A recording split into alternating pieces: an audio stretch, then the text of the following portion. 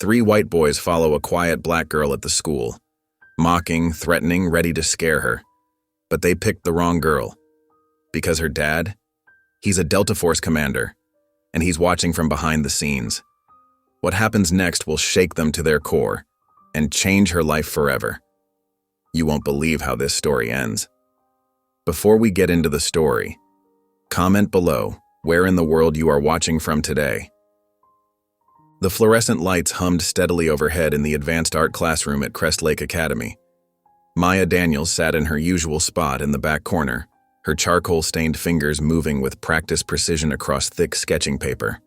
The afternoon sun streamed through tall windows, casting long shadows across the linoleum floor. The quiet scratch of pencils and occasional rustle of paper were the only sounds disturbing the peaceful atmosphere. A faint smell of paint and fixative hung in the air, comforting in its familiarity. Maya's world narrowed to just her and her art, the gentle scratch of charcoal against paper, the way the forest clearing emerged from the blank page like a photograph developing in darkness. She'd captured every detail, the way sunlight dappled through leaves, the texture of bark on ancient trees, the delicate ferns unfurling at their bases. Her breathing slowed as she lost herself in the creation, each stroke bringing the forest to life before her eyes. Time seemed to stand still in these moments, her worries temporarily forgotten. Ms. Ronson's soft footsteps approached, and Maya felt the familiar presence of her art teacher hovering nearby. "Remarkable technique, Maya," Ms. Ronson murmured, her voice warm with genuine appreciation. "The depth you've achieved here." She gestured to the shadowing beneath the trees. "It's really quite special. You have a natural eye for light and shadow. Your perspective draws the viewer right into the scene." Maya offered a small nod, not looking up. "Thank you," she whispered, adding another layer of shadow to a hollow between roots. The praise felt good, but she kept her expression neutral, years of practice helping her maintain her composed facade. Inside, though, a tiny spark of pride flickered to life, warming her chest for just a moment. Behind her, whispers and poorly stifled giggles broke through her concentration. Maya's shoulders tensed slightly, but she didn't turn around. The peaceful bubble around her artwork began to crack, letting in the harsh reality of the classroom. "Look at her hair," Lexi's voice carried just loud enough to reach Maya's ears. "Like little snakes, all coiled up and everything." "Maybe she sleeps in a jungle," Lauren added with a snicker. "You know, like natural habitat and all that. Probably why her drawings are always trees and stuff." Paige's giggle followed. "Oh my God, you can't say that." But her tone held more amusement than reproach. "But seriously, does she ever wash it? It looks like it would feel like steel wool." Maya's hand tightened around her charcoal pencil until it snapped with a sharp crack. She stared down at the broken pieces, her face carefully blank despite the hot pressure building behind her eyes. Taking a deep breath, she reached for another piece of charcoal, refusing to give them the satisfaction of a response. The familiar ache of isolation settled in her chest, heavy and cold, like a stone weighing her down. The bell rang, its harsh sound breaking through the afternoon quiet. Around her, students began shoving supplies into bags and chattering about weekend plans. Maya took her time cleaning her workspace, methodically wiping charcoal dust from her fingers with a cloth. She traced her finger lightly over her drawing one last time, finding comfort in the world she'd created, where no voices could hurt her. "Maya?" Ms. Ronson called from her desk. "You're welcome to leave your portfolio here over the weekend if you need more time with it." Her smile was kind but distracted as she sorted through papers, organizing them into neat stacks. Maya managed a polite smile in return, though it didn't reach her eyes. "Thanks, Ms. Ronson." She carefully placed her sketchbook in her worn backpack, making sure the corners wouldn't get bent. The book was her treasure, filled with pieces of herself no one else got to see, a private sanctuary she carried everywhere. The halls were already emptying as Maya made her way through them, her sketchbook clutched protectively against her chest like armor. Her footsteps echoed in the quiet space, past rows of blue lockers and classroom doors with their lights already switched off for the weekend.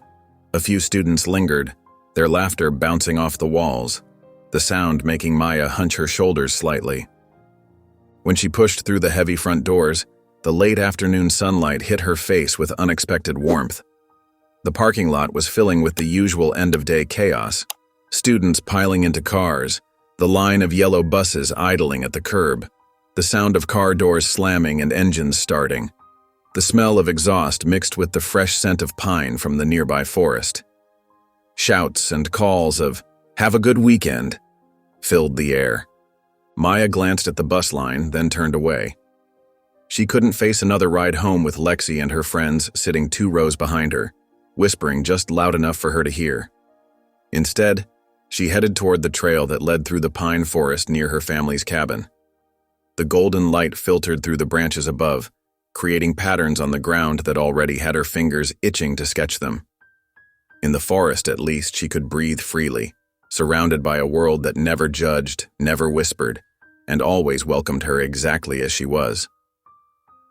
The late afternoon sun filtered through the pine needles, casting long shadows across the forest floor as Maya made her way up the familiar hill. Her worn canvas shoes found sure footing on the dirt path. She knew every root and stone by heart.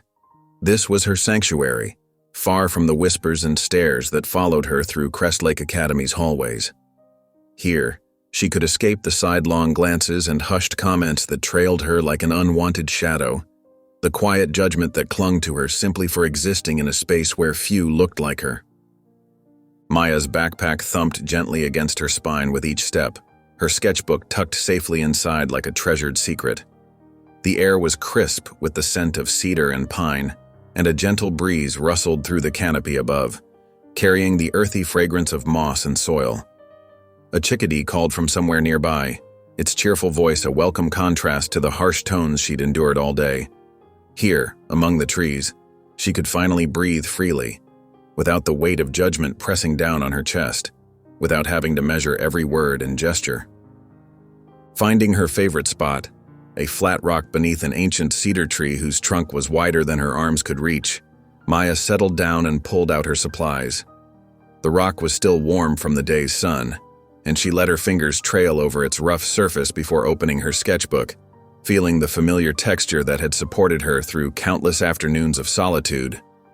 A raven had caught her attention, perched regally on a high branch, its feathers gleaming blue-black in the slanting sunlight, its intelligent eyes surveying the world below with a confidence Maya envied.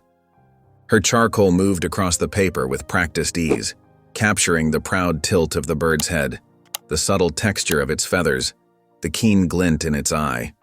Maya lost herself in the peaceful rhythm of creating, the way she always did, her troubles melting away with each stroke.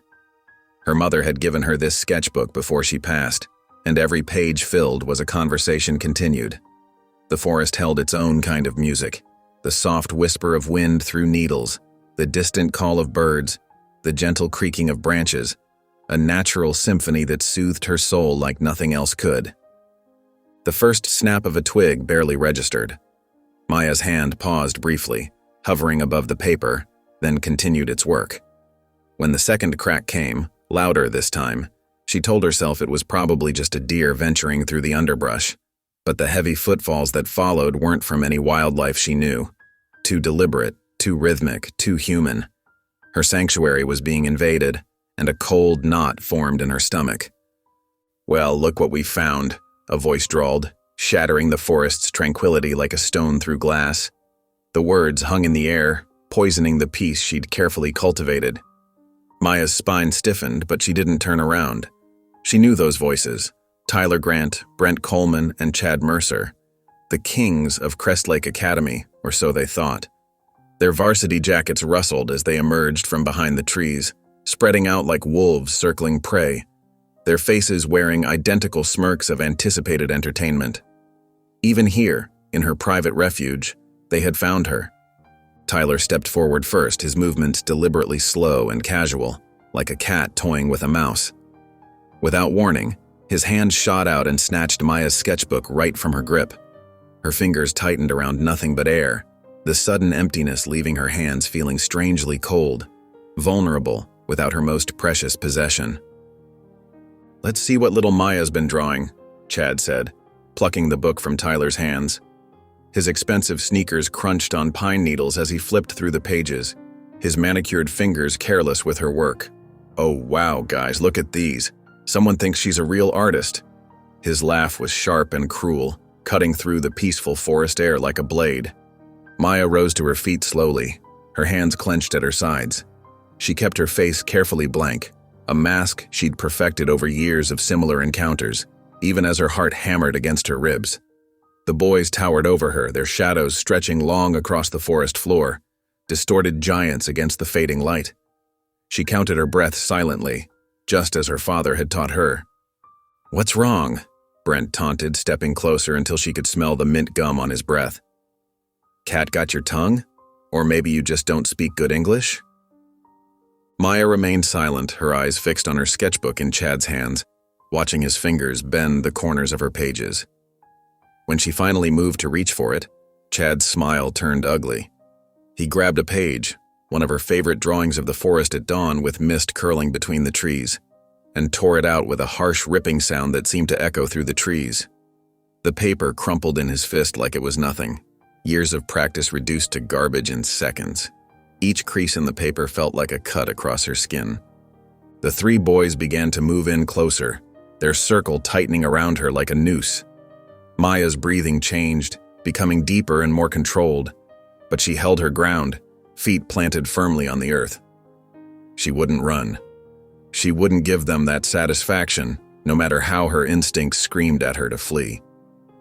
Her mother's voice seemed to whisper in her ear, "Stand tall, baby girl. Your dignity is something they can never take." The forest around them grew unnaturally quiet, as if holding its breath. The birds had stopped singing, the wind seemed to die, and even the leaves had stilled their rustling. Something else was there, watching from the shadows between the trees, a presence that prickled at the edges of awareness. But Maya kept her eyes fixed straight ahead, refusing to break under their gaze, even as goosebumps rose along her arms. The autumn sun hung low in the sky, casting long shadows through the trees as Maya stood surrounded by the three towering figures. Tyler's varsity jacket seemed to glow red in the dying light as he loomed over her, his practiced smirk spreading across his face. The torn page from her sketchbook fluttered to the ground like a wounded bird, landing among the dried leaves and twigs that carpeted the forest floor. "What's wrong? Cat got your tongue?" Chad's breath was hot on her face as he leaned in close, his words dripping with mock concern. The chemical smell of his expensive cologne made Maya's nose twitch, a sickly sweet scent that seemed to cling to the back of her throat. Brent circled behind her, his boots crunching on fallen leaves. "Maybe she doesn't speak English," he sneered, using a racial slur that cut through the air like a knife. Another page ripped from her sketchbook. The sound felt like it was tearing through Maya's chest. Her artwork, hours of careful creation, now just confetti in their cruel game. Maya's hand found the silver charm hanging at her neck, her fingers wrapping around the small pendant her mother had given her just months before the cancer took her. The metal was warm against her skin, a reminder of stronger days, of gentle hands fastening the clasp and whispered words of wisdom. "Your strength isn't in your fists, baby girl. It's in your heart." Those words echoed now, a lifeline in the midst of this storm. Brent's hand shot out, shoving Maya's shoulder hard. She stumbled but caught herself, refusing to fall. Her feet found solid ground as Tyler stepped directly in front of her, raising his hand as if to strike. The threat hung in the air between them, his fingers flexing, his eyes watching for the fear he expected to see. The forest seemed to hold its breath. A bird called in the distance, then silence fell again. Maya felt something shift inside her, not fear, but something harder, like steel forming in a forge. She lifted her chin, meeting Tyler's gaze directly, her brown eyes steady and unflinching. "You think this makes you strong?" Her voice was quiet but clear, carrying easily in the still air. The words weren't shouted or angry. They were calm, almost curious, as if she were genuinely asking them to consider the question. A question that seemed to hang in the space between them, impossible to brush aside. The boys laughed, but there was an edge of uncertainty to it now. Something about Maya's steadiness made them shift their weight, glance at each other. Her calm was unsettling. It wasn't the reaction they were used to, wasn't the fear or anger they'd been trying to provoke.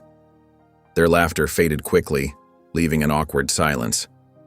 Brent's face twisted with frustration. He took a step forward, his hands clenching into fists at his sides. "I'll show you who's—" "Put that sketchbook down." The voice that cut through the woods was low and cold, carrying the kind of authority that commanded immediate attention. It wasn't loud, but it seemed to freeze the very air around them, like the first frost of winter claiming the landscape. The boys went rigid, their heads snapping toward the source of the sound. From between the trees, a silhouette emerged, broad-shouldered and straight-backed, moving with the fluid grace of a predator. A compound bow was slung across his shoulder, and his stance spoke of military precision. His weathered face revealed nothing, but his eyes held a warning clearer than any shouted threat. Maya felt her lungs release a breath she hadn't realized she'd been holding. The woods fell into complete silence, broken only by the soft whisper of wind through the pines and the rapid breathing of three suddenly very uncertain teenage boys, their confidence evaporating like morning mist. The forest clearing fell silent as Darnell Daniels stepped fully into view, his muscular frame casting a long shadow across the fallen leaves. His camouflage hunting gear and the compound bow slung across his shoulder marked him as someone who belonged in these woods. But it was his eyes, sharp, calculating, and utterly calm, that commanded attention. They moved methodically from boy to boy, taking in every detail with military precision, missing nothing as they assessed the situation before him. Tyler tried to maintain his swagger, but his voice cracked slightly. "Look, it's just some dude with a toy bow." He forced a laugh that sounded hollow even to his own ears, the false confidence withering under Darnell's unwavering gaze. Darnell's response came in a voice as steady as granite. "Commander Darnell Daniels, United States Army Delta Force, retired. 23 years of service, 3 tours in Afghanistan, 2 in Iraq." Each word landed like a hammer blow. Specialist in close-quarters combat and wilderness survival training. He didn't raise his voice. He didn't need to. The weight of experience behind his words spoke volumes. The color drained from Chad's face so quickly he looked like he might faint. His designer jacket suddenly seemed flimsy, childish protection against the force of nature standing before them. He took a half-step backward, his earlier bravado nowhere to be found. "Wait," Brent stammered, backing away. "The Delta guy? The one who—" He couldn't finish the sentence. Everyone at school had heard rumors about Maya's father, but they'd seemed like exaggerations until now. The reality standing before them was far more intimidating than any story. "You attacked a child," Darnell stated, his voice dropping even lower. The words carried no anger, just cold certainty. "Walk away before I teach you what that really means." The threat wasn't in his tone, but in the absolute conviction behind his words. The boys scattered like startled deer, crashing through the underbrush in their panic to escape. Tyler stumbled over a root, scrambled up, and ran without looking back. Their footsteps faded rapidly into the distance, branches snapping as they fled through the trees. Only then did Darnell move forward, his boots silent on the forest floor despite his size. Maya stood exactly where she had been, her hands now trembling slightly as the adrenaline began to fade. She hadn't shed a tear, but her fingers were white-knuckled around her mother's necklace, holding on to that connection like a lifeline. Darnell knelt slowly, gathering the torn pages of her sketchbook. His large hands, capable of so much violence, treated each sheet with gentle reverence. He studied the detailed drawings, ravens in flight, twisted pine trees, shadows dancing through leaves. The same quiet strength that filled his daughter's art filled her silence now. His expression softened as he carefully arranged the pages, preserving what remained of her work. Rising to his full height, Darnell placed his hand on Maya's shoulder. The touch was light but steady, carrying years of unspoken understanding between father and daughter. "Let's go home," he said softly, the gentleness in his voice reserved only for her. Maya nodded, her composure still intact despite everything. The setting sun painted the forest in deep oranges and purples as they walked side by side through the trees, leaving the clearing behind. Their footsteps fell into natural rhythm, The soldier and the artist, the protector and the creator. Father and daughter moving as one through the gathering dusk, shadows stretching long behind them. The cabin's rustic dining room was bathed in warm lamplight as Maya and Darnell sat across from each other at their weathered oak table. Steam rose from the untouched plate of grilled chicken and roasted vegetables in front of Maya. Her fingers absently traced the wood grain patterns on the table's surface, her thoughts clearly far from dinner. The familiar knots and whirls in the wood had become a comfort to her over the years, something solid and unchanging. Darnell cut his food with precise, measured movements, his military habits showing even in this simple act. His dark eyes lifted occasionally to study his daughter's face, noting the tension in her jaw, the slight tremor in her hands that she tried to hide. He recognized the signs of distress he'd seen in his soldiers after difficult missions. The wall clock ticked steadily, its sound amplified by their shared silence. Through the window, the forest had turned deep blue with approaching night, pine branches swaying gently in the evening breeze. An owl hooted somewhere in the distance, its call echoing through the trees. "How are you feeling?" Darnell's voice was soft but direct, carrying the same quiet authority it had held in the woods. His words hung in the air between them. Maya's shoulders tensed slightly. "I just want to forget it happened," she said, pushing a piece of broccoli around her plate. Her voice grew quieter. "I just want to draw again." The admission seemed to cost her something, as if speaking the words made her vulnerability real. Darnell set down his fork, giving her his full attention.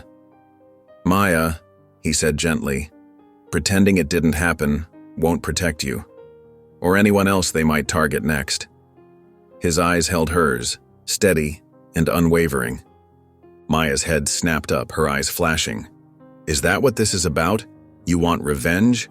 A spark of her mother's fire showed in her expression. "No." Darnell's response was immediate and firm. "Not revenge. Accountability." The distinction was important to him, something he'd learned through years of command. He stood up from the table, his chair scraping against the wooden floor. Maya watched as he walked to his office area and retrieved his laptop, bringing it back to the dining table. The screen's blue glow illuminated his face as he began typing, entering the police department's website. His movements were purposeful, unhurried. Maya drifted from her chair to stand in the doorway, watching as her father methodically filled out the online report. His fingers moved deliberately across the keyboard as he documented everything: the boys' full names, the location, the exact sequence of events, the nature of their threats. He included details about the torn sketchbook pages, the racial slurs, the physical intimidation. Nothing was omitted. Nothing softened. The cabin's old rotary phone rang an hour later, its sharp ring cutting through the quiet. Darnell answered it with his typical economy of movement, his large hand engulfing the receiver. "Mr. Daniels." The voice on the other end was smooth, practiced, dripping with false warmth. "Preston Mercer here. I believe we can reach a private resolution about this unfortunate misunderstanding with the boys." The words oozed with unspoken privilege. Maya could hear the muffled voice continuing, mentioning something about making things difficult and unnecessary complications. Her father's expression didn't change, not even a flicker of emotion crossing his stoic features. "Try me," Darnell said simply, then placed the receiver back in its cradle mid-sentence, cutting off Preston's response. The finality of the gesture spoke volumes. Later that night, Maya sat at her desk, a new sketchbook open before her. The blank page seemed to mock her, its pristine surface waiting for lines that wouldn't come. Her hand hovered over the paper, pencil trembling slightly. Images flashed through her mind, not the peaceful forest scenes she loved to draw, but angry faces, torn pages fluttering to the ground. After a moment, she closed the sketchbook with careful deliberation and reached for her desk lamp, plunging her room into darkness. The moonlight filtered through her curtains, casting long shadows across the floor.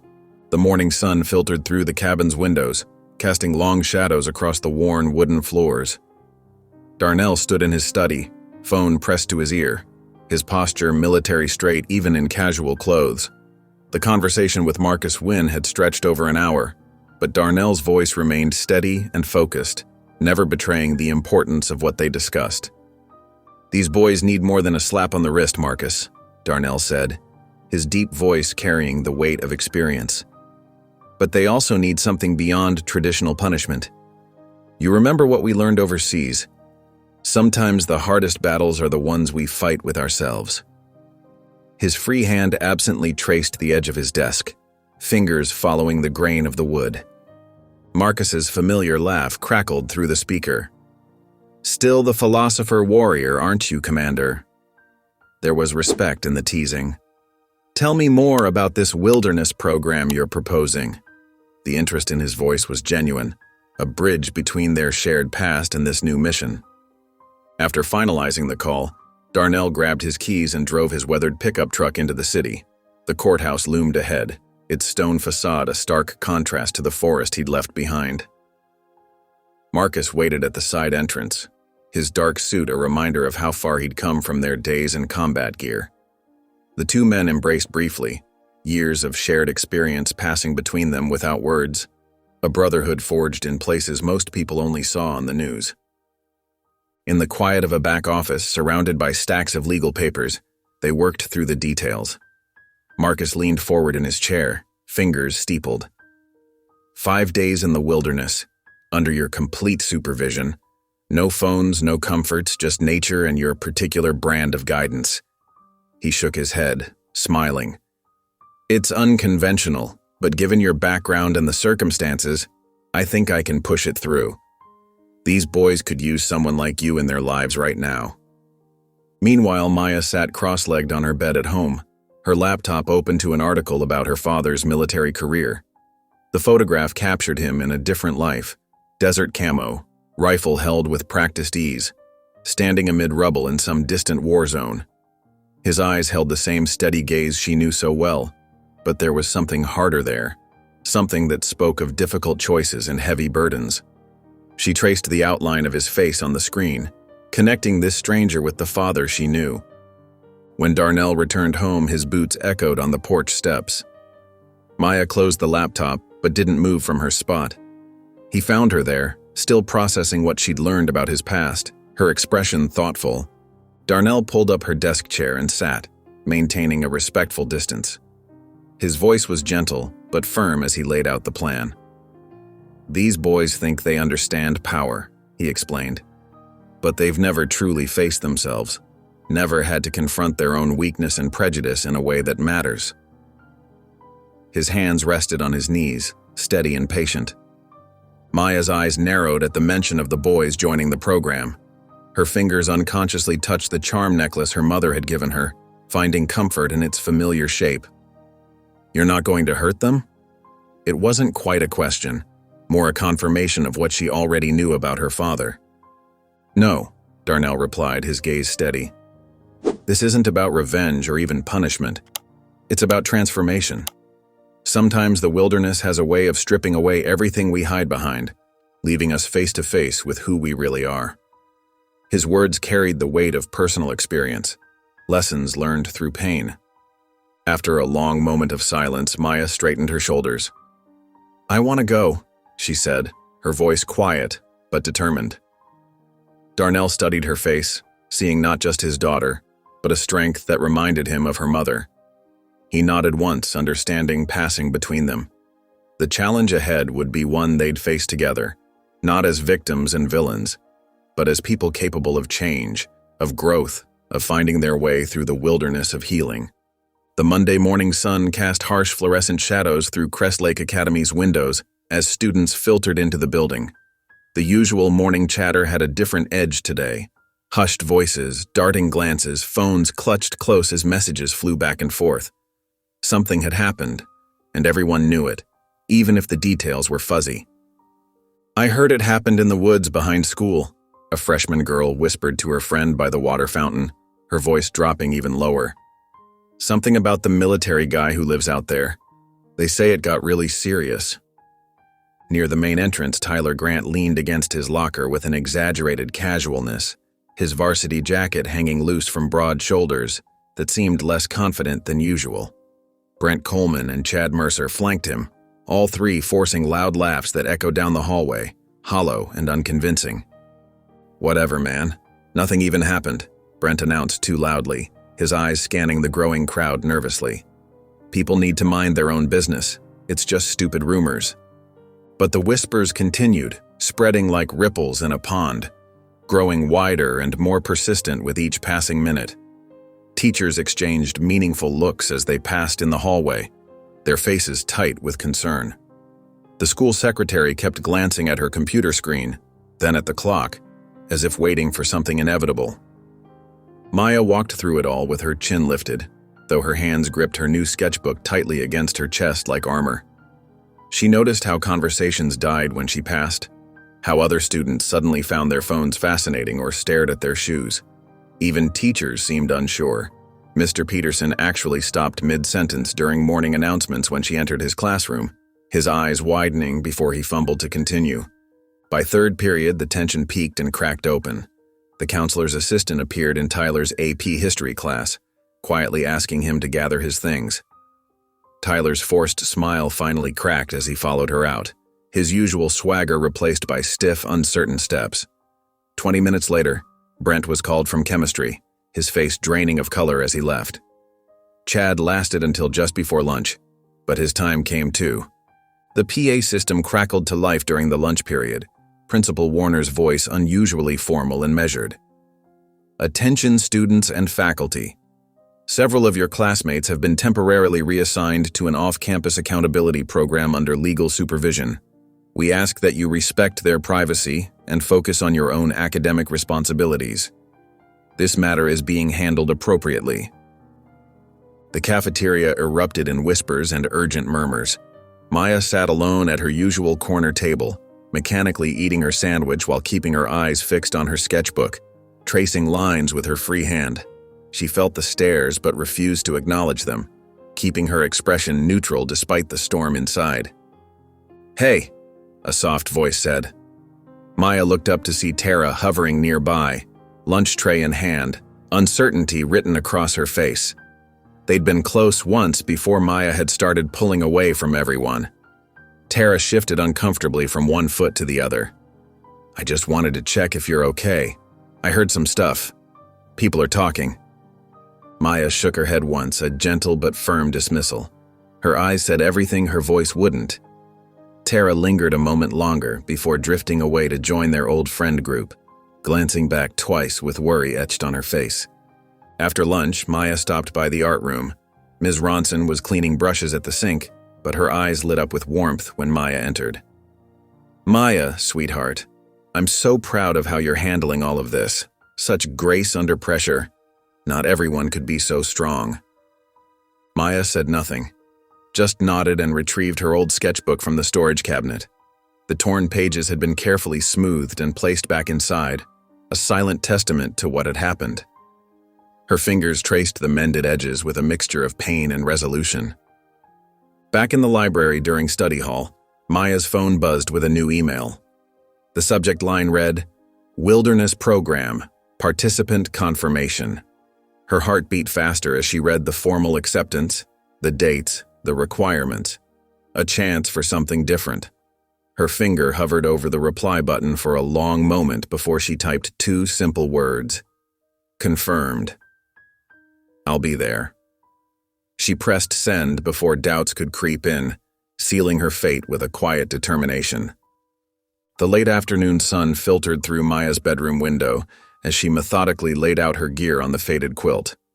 Her new hiking boots still had price tags dangling from the laces, and the sleeping bag's forest green nylon crinkled as she smoothed it flat. Each item represented another step toward tomorrow's reality, a reality she both dreaded and somehow needed to face. Her utility belt held basic survival tools, a flashlight, multi-tool, and water purification tablets. Beside these practical items sat her art supplies, freshly sharpened pencils, a small set of watercolors, and her new sketchbook. The blank pages seemed to stare back at her, holding possibilities she wasn't ready to explore yet. She ran her fingers over the sketchbook's cover, wondering what images would fill it in the days ahead. The floorboards creaked softly as Darnell appeared in her doorway. His presence filled the room without a word, just as it always did. In his weathered hands, he held something small that caught the dying light, a brass compass, its surface worn smooth by years of handling. The word honor was etched into its face, the letters still visible despite obvious age. "She gave me this before my first deployment," he said quietly, his voice carrying the weight of memory. Maya didn't need to ask who she was. Her mother's absence hung in every corner of their home. The compass gleamed with history, a tangible connection to both her father's past and the mother she missed every day. They fell into an easy rhythm of packing, moving around each other with practiced grace. Maya rolled her sleeping bag with military precision, something her father had taught her years ago. Darnell checked and double-checked their emergency supplies, his movements efficient and purposeful. This silent choreography was their language, speaking volumes without words. Outside, dark clouds gathered on the horizon. Darnell paused his packing to check the weather radar on his phone, frowning slightly at the clusters of green and yellow that promised rain in the coming days. Maya watched him from the corner of her eye, noting how his jaw tightened, just slightly, at the forecast. She recognized that tiny muscle movement as concern, though he'd never admit it aloud. In her room, Maya stood holding her mother's necklace, the silver pendant cool against her palm. The simple charm, a tiny paintbrush crossed with a feather, had been her mother's signature symbol. After a long moment, she carefully wrapped it in a soft cloth and tucked it into a small leather pouch. The ritual felt sacred, a private connection to the woman who had taught her to see beauty in everything. The sudden sweep of headlights across the cabin walls announced their visitor. A black SUV pulled up the gravel driveway, its engine cutting off into the evening quiet. Maya moved to the window, watching as a slight figure emerged from the back seat. Evie Grant, Tyler's younger sister. The girl looked small against the darkening forest backdrop, clutching a duffel bag that seemed too big for her frame. Maya's stomach tightened with anxiety. Maya's feet felt heavy as she walked to answer the door. Evie stood on the porch, shifting her weight from foot to foot, her dark eyes wide with uncertainty. She looked nothing like Tyler, her Vietnamese features a stark contrast to his Nordic coloring, a reminder of her adopted status in the Grant family. Maya stepped back silently, allowing her to enter. The air between them crackled with unspoken history. At the dinner table, the tension was thick enough to cut. Evie attempted to break it, her voice too bright as she asked about hiking trails and camping experience. Maya responded with minimal nods, pushing her food around her plate. Darnell observed both girls carefully, his expression unreadable as he monitored their uncomfortable interaction. His military training had taught him to read rooms, and this one spoke volumes. The silence between bites felt charged with unspoken words, Evie's connection to Tyler hanging over them like a storm cloud. Maya could feel her father watching, assessing, planning. This simple dinner table had become its own kind of battlefield, and tomorrow would only bring more complex territories to navigate. Maya stabbed at a piece of potato, wondering how many more uncomfortable meals lay ahead. The morning mist hung low over the ranger station, as 5 teenagers stood in an awkward circle, their breath visible in the crisp air. Maya adjusted her backpack straps, keeping her eyes fixed on the ground while Evie fidgeted beside her, nervously twisting the friendship bracelet on her wrist. Tyler, Brent, and Chad clustered together on the opposite side, their usual swagger dampened by the early hour and unfamiliar terrain. Every few seconds, one of them would glance toward the forest path as if calculating an escape route. Darnell's commanding presence drew everyone's attention as he laid out the rules. His broad shoulders and steady gaze made him impossible to ignore. "Hand over your phones," he ordered, holding out a waterproof container that looked like it had weathered many storms. "No outside contact for the next 5 days. No exceptions." The boys exchanged nervous glances but complied, dropping their devices one by one. Brent's fingers lingered on his phone a moment longer than the others before reluctantly letting go. "This isn't summer camp," Darnell continued, his voice steady and firm, carrying the weight of experience. "You're here to learn, to face consequences, and maybe, if you're willing, to grow.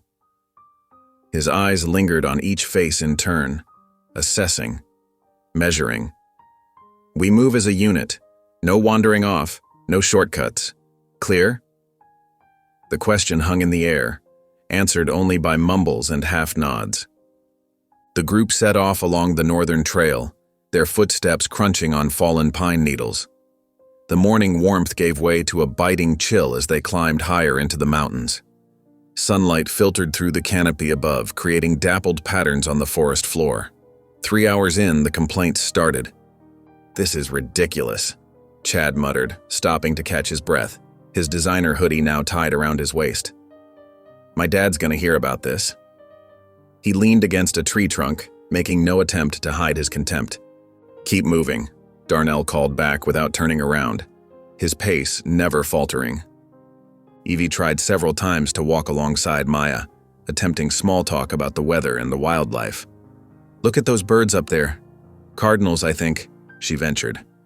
Maya responded with clipped yes and no answers until Evie finally fell silent, her friendly attempts meeting an invisible wall. Tyler watched these interactions from behind, his expression unreadable, occasionally kicking at loose rocks on the path. By mid-afternoon, they reached the clearing designated as base camp. Tall pines surrounded the site, their branches swaying gently in the mountain breeze. A small stream gurgled nearby, the sound both soothing and alien to the city kids. Darnell pulled out a map and began assigning spaces, his fingers tracing well-worn creases in the paper. "Maya and Evie, you'll take the blue tent," he announced, pointing to a spot near a cluster of birch trees. "Tyler and Brent, green. Chad, you're with me in command." The arrangement clearly wasn't random, keeping the most volatile personalities separated, a strategy Maya immediately recognized. "This is gonna suck," Brent growled, kicking at a pile of leaves, sending them scattering into the air. After the tents were erected, Darnell distributed worn copies of a survival skills manual, the pages dog-eared and marked with previous notes. "First task, firewood collection. We need enough to last through tonight. Split up, stay within shouting distance, and be back in 30 minutes. He checked his watch, signaling the countdown had begun. Maya worked efficiently, gathering an impressive stack of dry wood while staying aware of her surroundings. Her hands moved with purpose, testing each branch for dampness before adding it to her pile. Meanwhile, the boys bickered over technique and complained about splinters, their voices carrying through the trees. Darnell observed it all, his military training evident in how he positioned himself to keep every member of the group in view, his stance relaxed yet alert. That evening, inside the blue tent, Maya methodically arranged her sleeping bag and gear, creating a clear boundary between her space and Evie's. The flashlight cast long shadows against the tent walls as night settled in. Evie sat cross-legged on her side, watching hesitantly before speaking up, her voice barely above a whisper. "I didn't ask to come here either," she said softly, picking at a loose thread on her sleeping bag. Without looking up from her task, Maya's response was cold and clear. "Good. Then maybe you'll keep quiet." She zipped her bag with finality, turning her back to create a physical barrier as impenetrable as her emotional one. The pre-dawn air bit through layers of clothing as Darnell's firm voice cut through the darkness. "Up. Now." Maya was already perched on a fallen log, her sketchbook balanced on her knees as she captured the shifting shadows in quick, precise strokes. The others emerged from their tents looking disheveled and resentful, eyes puffy with sleep and shoulders hunched against the morning chill. 5 minutes to warm up. No talking, Darnell instructed, his military bearing a stark contrast to the teenagers' slouched postures. His breath formed small clouds in the frigid air as he stood ramrod straight, watching them with unwavering attention. Brent stumbled over his own feet, muttering under his breath until Darnell's steady gaze silenced him like a switch being flipped. As the sun crested the horizon, painting the sky in delicate strokes of pink and gold, Darnell spread topographical maps across a flat rock. "Navigation isn't optional out here," he explained, his calloused finger tracing along the paper as he demonstrated how to read contour lines and use a compass properly. "These lines tell you the story of the land." Maya absorbed every detail, her artist's eye quickly grasping the visual patterns of the terrain, while the boys shifted impatiently from foot to foot. When Darnell set up a practical exercise using trail markers, Maya moved with quiet confidence through the underbrush. She found 3 markers in quick succession, while the others still struggled with basic direction finding, their frustration growing with each passing minute.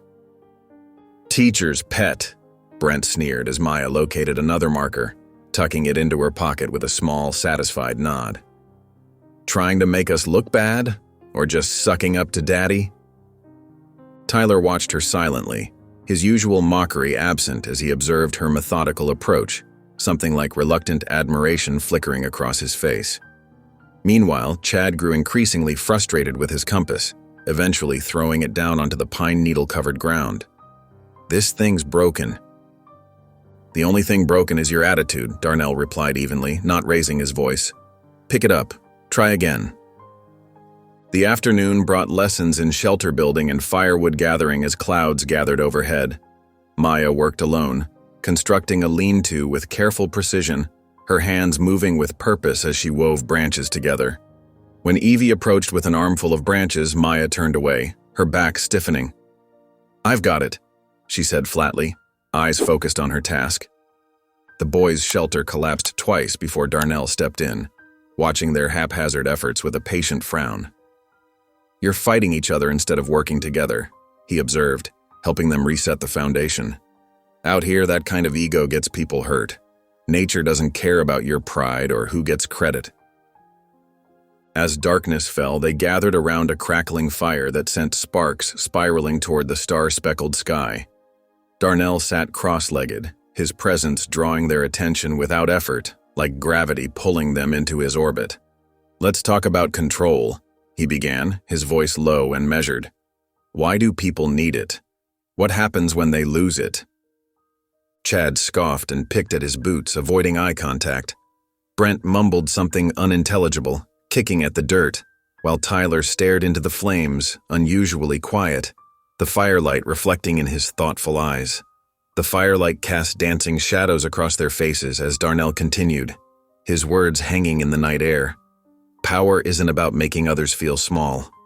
Real strength comes from somewhere deeper, from knowing who you are even when everything around you falls apart."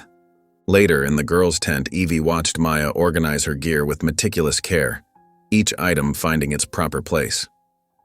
"You were really good today," she offered tentatively, her voice soft in the confined space. "I couldn't have found even one marker." Maya paused for a long moment, her hands going still, then turned away without responding, zipping her sleeping bag with finality. Outside, the fire's glow illuminated Darnell as he methodically sharpened his blade beneath the star-filled sky, his rhythmic movements a meditation in the wilderness silence.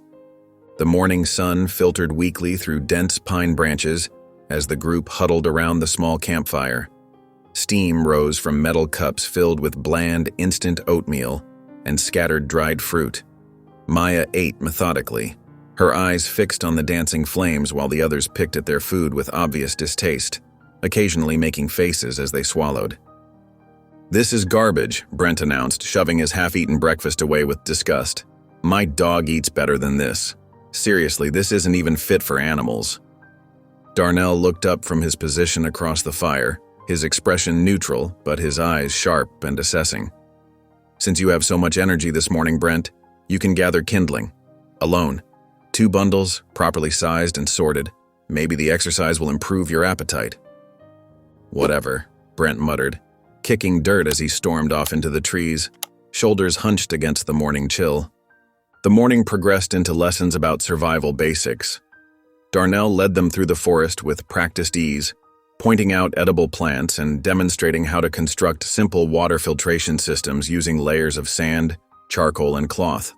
His hands moved with the confidence of someone who had relied on these skills before. Maya absorbed everything silently, completing each task with careful precision, her movements economical and focused.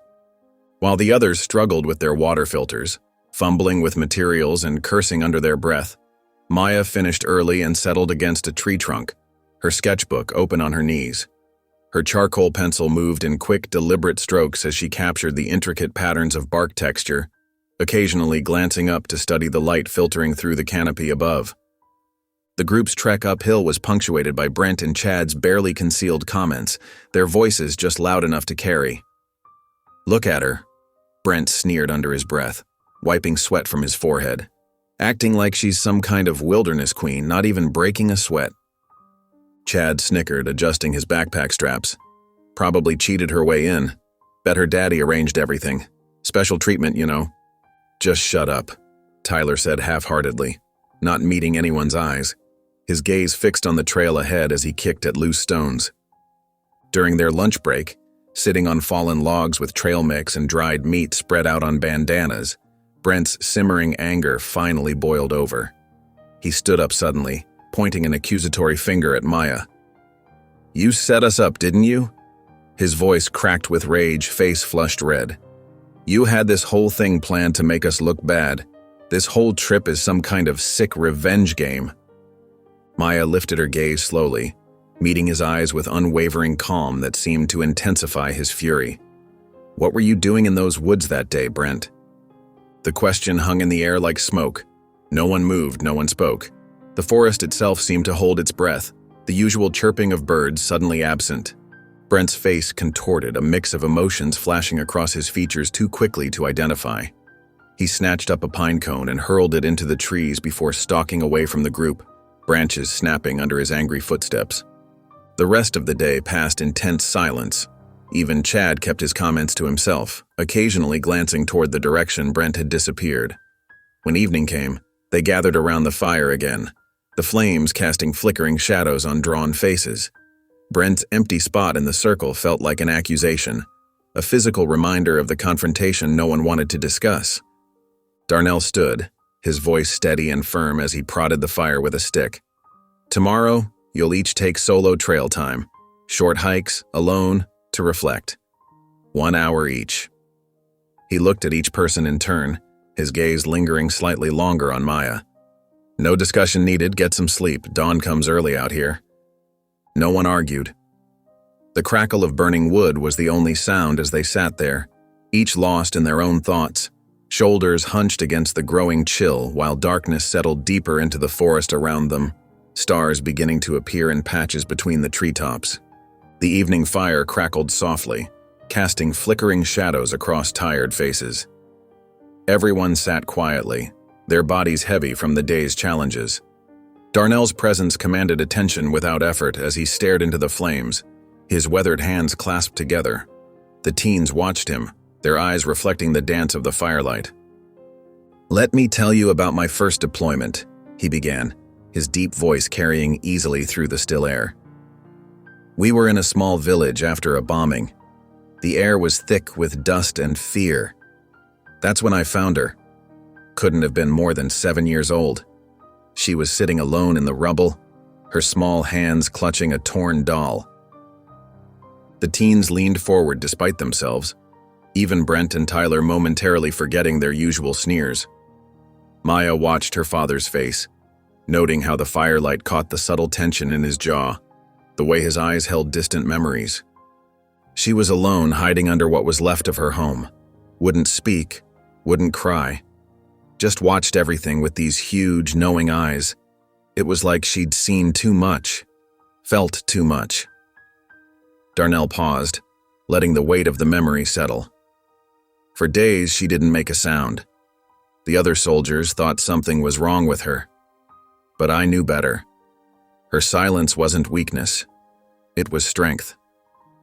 Sometimes, when the world is too loud with cruelty, silence is how we survive. It's how we process the pain. The fire popped, sending sparks into the darkening sky. Evie shifted slightly, her eyes never leaving Darnell's face. She raised her hand tentatively. Can I share something too?" Darnell nodded, his expression gentle, encouraging. "Go ahead, Evie." Evie took a deep breath, her voice barely above a whisper. "I was in foster care before the Grants adopted me. At my old school, some kids found out. They..."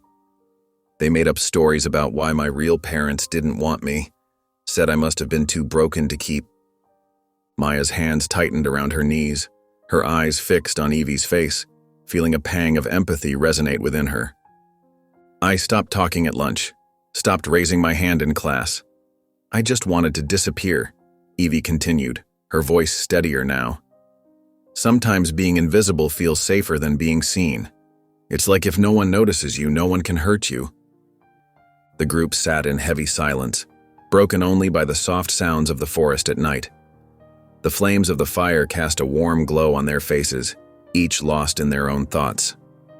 Later, in their tent, Maya and Evie lay in their sleeping bags, neither quite ready for sleep. "I didn't want you here," Maya said finally, her words careful in the darkness. "Not because of you, because of Tyler." "I get it," Evie replied simply. "He's your brother, but he hurt you. That makes me complicated." No more words were needed. An understanding passed between them, unspoken but deeply felt. Soon, Evie's breathing deepened into sleep, but Maya stayed awake, her mind buzzing with thoughts and emotions. She reached for her sketchbook, the new one still pristine and untouched since that day in the woods. Her hand trembled slightly as she opened it, the blank pages waiting for her story. By flashlight, Maya began to draw. Soft lines captured Evie's profile, the slight curve of her cheek, the vulnerable set of her shoulders as she slept. The portrait remained deliberately unfinished, like a story still being written. In the partial sketch, Maya saw something familiar. Not just Evie's face, but the quiet resilience they shared, a strength hidden beneath the surface. Maya studied the drawing for a long moment before closing the book with careful hands. She clicked off the flashlight, letting darkness fill the tent. Outside, the forest whispered its nighttime secrets, but inside, Maya found a new kind of peace, a sense of connection that transcended words. The pre-dawn darkness clung to the forest like a heavy blanket, with fog rolling between the trees in ghostly waves. Darnell stood at the edge of camp, his experienced eyes studying the threatening sky above. The weather app on his satellite phone confirmed his instincts. Severe storms were approaching fast, much sooner than he'd anticipated. His jaw tightened as he pocketed the device, mentally recalculating their day's plans. "Everyone up!" he called out, his voice cutting through the morning stillness with military precision. "Full gear check now. No exceptions." Inside their tent, Maya was already awake, helping Evie secure their belongings in waterproof bags. The younger girl's hands shook slightly as she worked, but she didn't complain. Her eyes kept darting toward the tent flap each time the wind gusted. Outside, they could hear the boys grumbling as they emerged from their shelter, their voices thick with sleep and annoyance. As the morning progressed, the wind began to pick up, whipping through the trees with increasing force. Dead leaves swirled around their feet like miniature tornadoes as Darnell gathered the group for an emergency shelter demonstration, his face set with concern. "Watch carefully," he instructed, showing them how to create a quick rain barrier using tarps and natural formations. His hands moved with practiced efficiency. "This could save your life today. I'm not being dramatic." Maya worked efficiently alongside Evie, their movements becoming synchronized as they secured their shelter. The girls communicated with nods and gestures, understanding flowing between them without words. Across the clearing, the boys argued over knot techniques, their frustration mounting with each failed attempt. "You're doing it wrong," Chad snapped at Tyler, yanking the rope from his hands with unnecessary force. "It's going to collapse on us." "Back off," Tyler growled, but his voice carried more exhaustion than anger. Dark circles shadowed his eyes from a restless night. The first fat raindrops began to fall, quickly turning into sheets of water that reduced visibility to mere feet. Thunder rolled overhead like bowling balls across the sky, making Evie jump. Maya instinctively placed a steady hand on her shoulder, giving a gentle squeeze of reassurance. As they hurried to finish their preparations, Chad lost his footing on the slick hillside. His feet went out from under him, and for a heart-stopping moment, he began to slide toward a steep drop-off, fingers clawing desperately at mud and roots. Tyler lunged forward, grabbing Chad's jacket and pulling him back to safety with a grunt of effort. Both boys stood there panting, the near miss sobering them into silence, a wordless understanding passing between them. A brilliant flash of lightning split the sky, followed immediately by deafening thunder that seemed to shake the ground beneath their feet. "Back to camp," Darnell ordered, his voice barely audible over the storm's fury. "Stay together." The group turned to retreat, but Maya's head snapped around at the sound of loose rocks tumbling. Through the curtain of rain, she saw Brent slip and disappear down the muddy slope, arms windmilling helplessly. His terrified yell echoed through the forest, suddenly cut short. Without hesitation, Maya grabbed her father's emergency pack from where it leaned against a tree. Her muscles tensed, ready to move, her mind already calculating the fastest path down. "Maya, wait!" Darnell started, reaching for her, but she was already running, her feet finding purchase on the treacherous ground with uncanny precision. The rain plastered her clothes to her skin as she sprinted toward where Brent had fallen, determination etched across her face.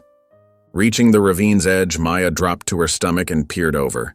20 feet below, Brent clung to a narrow ledge, his face white with fear.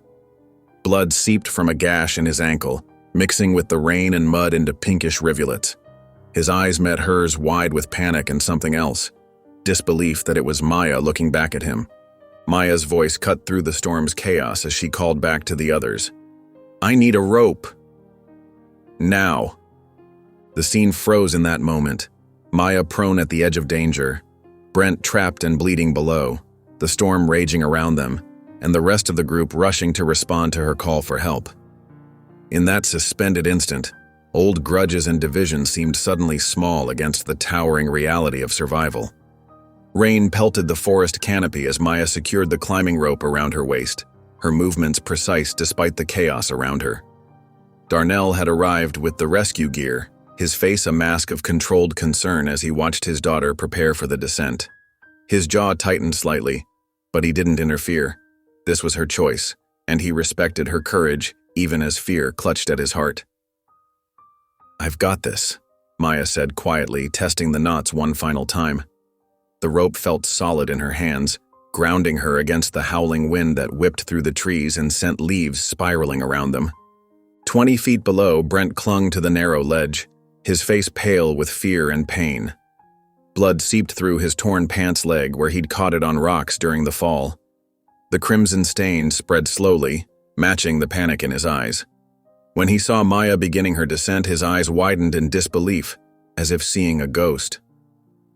"You shouldn't be here," he muttered as she carefully made her way down, each step calculated against the slick rock face. His voice cracked with a mixture of pain and shame. "Just get someone else." Maya continued her steady descent, ignoring the way the rain plastered her clothes to her skin and made her fingers numb. The rocks were treacherous, slippery with moss and rainwater. "You shouldn't have followed me," she replied simply. No accusation in her voice, just fact. The truth hung between them like the mist that clung to the forest. When she reached the ledge, she immediately went into action. From her small emergency kit, she pulled out bandage strips and began stabilizing Brent's injured leg, using broken branches as a splint. Her hands moved with surprising confidence, mimicking the first aid training her father had insisted she learn during countless weekend sessions at their kitchen table. "Why didn't you just leave me here?" Brent's voice was barely audible above the storm. His usual swagger completely vanished. "After everything—" Maya paused in her work, meeting his eyes directly. Rain dripped from her eyelashes as she held his gaze. "Because I don't leave people behind." The words hung between them, heavy with meaning. She didn't need to say more. Her actions spoke louder than any lecture could. Above them, Darnell watched silently, pride evident in his stance despite the tense situation. His shoulders squared against the storm as lightning flashed in the distance. His daughter was demonstrating everything he'd tried to teach her about true strength, not in domination, but in compassion even when it wasn't deserved. Once she had Brent's leg properly secured, Maya pulled out the locator beacon and activated it. The small device blinked steadily in the gloom, a promise of safety in the wilderness. She signaled up to her father and Tyler, who began the careful process of pulling Brent to safety while Maya monitored from below, guiding his injured leg away from jutting rocks. The ascent was slow, methodical work. Tyler and Darnell coordinated their movements perfectly, hauling the rope inch by inch while Maya followed last, ensuring Brent stayed stable throughout the climb. The rain continued its relentless assault, making every handhold treacherous. When they finally reached the top, the entire group helped move him to a dry shelter. Everyone soaked to the bone, but focused on the task with newfound unity. Throughout the rest of the evening, Brent remained unusually quiet. He avoided looking directly at Maya, but something fundamental had shifted in his demeanor. The aggressive posturing was gone, replaced by a thoughtful silence that spoke volumes. Even as Darnell administered additional first aid, Brent barely winced, lost in his own thoughts. Even Chad and Tyler seemed subdued, watching Maya with new eyes as she helped Darnell check Brent's bandages one final time, her gentle touch a stark contrast to the harsh words he'd thrown at her just days before. Later, in the relative safety of her tent, Maya peeled off her wet jacket and dried her hands carefully. The sound of rain continued its steady drumming on the canvas above, a soothing rhythm after the chaos. She reached for her sketchbook, opening to a fresh page that crinkled slightly from the damp air. Her charcoal moved across the paper with purpose, capturing not the Brent who had tormented her days ago, but the vulnerable boy she'd seen on that ledge, scared, uncertain, and desperately trying to find something solid to hold on to. In her drawing, his eyes held questions she couldn't answer for him, but perhaps he was finally asking them of himself. The transport van's headlights cut through the misty afternoon as it waited at the trailhead. Maya watched the group emerge from the forest trail one by one, their bodies hunched against the persistent drizzle. Tyler supported Brent, who winced with each careful step on his wrapped ankle. Chad trudged behind them, his usual swagger replaced by exhausted shuffling, mud caking his expensive hiking boots. Darnell did a final head count as they loaded their muddy gear into the van's storage compartment, his experienced eyes missing nothing. The interior smelled of wet clothes, pine needles, and the unmistakable earthy scent of a group that had weathered the elements together. Maya slid into a middle seat, her backpack clutched close like a shield. To her mild surprise, Evie settled in beside her without hesitation, their shoulders almost touching. The van pulled onto the main road, windshield wipers beating a steady rhythm against the increasing rainfall. Inside, the silence felt heavy but different from the hostile quiet of their first day. Less brittle, more thoughtful. Maya noticed Brent's reflection in the window, his eyes occasionally finding hers before darting away, as if afraid of what she might see there. His usual sharp edges seemed softened, though whether from pain or something deeper she couldn't tell. They wound through residential streets as the rain intensified, transforming the world outside into watery blurs of streetlights and mailboxes. The first stop was Tyler's house, a large colonial with manicured hedges and gleaming windows. He gathered his things without speaking, giving only a slight nod to the group before disappearing behind his front door, his shoulders squared but somehow smaller than before. Chad was next, mumbling a barely audible "later" as he ducked under his father's waiting umbrella, avoiding everyone's eyes.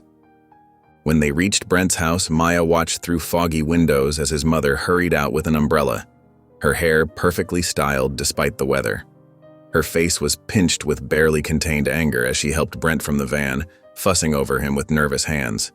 Before turning away, she shot a withering glare at the vehicle, as if it represented everything that had gone wrong in her son's life. Brent didn't look back. Evie's shoulder pressed briefly against Maya's before she too departed, leaving behind a whispered "thank you" that could have been meant for many things. The shared silence, the moments of unexpected connection, or something neither of them could yet name. The remaining drive home was quiet, except for the steady drum of rain on metal and the occasional sigh from Darnell. By the time Maya and Darnell reached their cabin, the sky had darkened to deep purple, stars hidden behind rain clouds.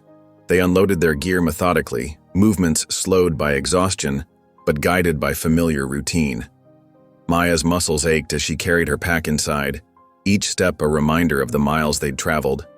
The familiar scent of home, wood smoke and pine, wrapped around her like a blanket, welcoming her back to safety. Without discussion, they moved through their usual routines, a dance they'd perfected over years together. Darnell hung wet gear to dry while Maya sorted through dirty clothes for laundry, separating them into neat piles.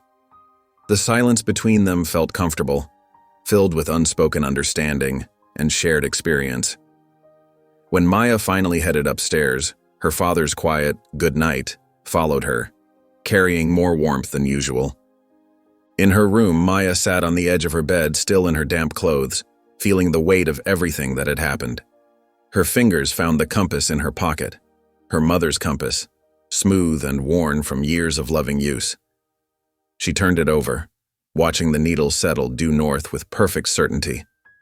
Something had shifted out there in the wilderness, something beyond words or simple explanations. She wasn't sure yet what it meant, but she could feel the change settling into her bones like the coming of spring after a long winter. Subtle, inevitable, and full of possibility. Maya's hands trembled slightly as she scrubbed at the red paint defacing her locker. The harsh chemical smell of cleaning spray filled her nostrils, while wet paper towels disintegrated in her grip. Some of the paint had already dried, leaving stubborn streaks that refused to budge. The word traitor still glared through her efforts, a scarlet reminder of where she stood. She pressed harder, her fingertips turning white with pressure, but the paint seemed to mock her determination. Footsteps echoed in the empty hallway. A group of sophomores walked past, their whispered conversations dying as they noticed her. Maya felt their stares but didn't turn around. One girl started to step forward, then thought better of it when her friends pulled her back. Their footsteps faded, leaving Maya alone again with her ruined locker. The silence that followed felt heavier than the stares. In the art room later that morning, the familiar smell of paint and graphite should have been comforting. Instead, the sight of Aisha waiting by her usual seat made Maya's chest tighten. Her best friend since 7th grade stood with arms crossed, dark eyes fixed on Maya with an expression she'd never seen before, a mixture of hurt, anger, and disappointment that made Maya's stomach knot. "So this is who you are now?" Aisha's voice was quiet but sharp. "Hanging out in the woods with them?" Maya set her backpack down carefully. "You don't understand what happened out there." "I understand you're acting like some kind of hero." Aisha's words came faster now, heated.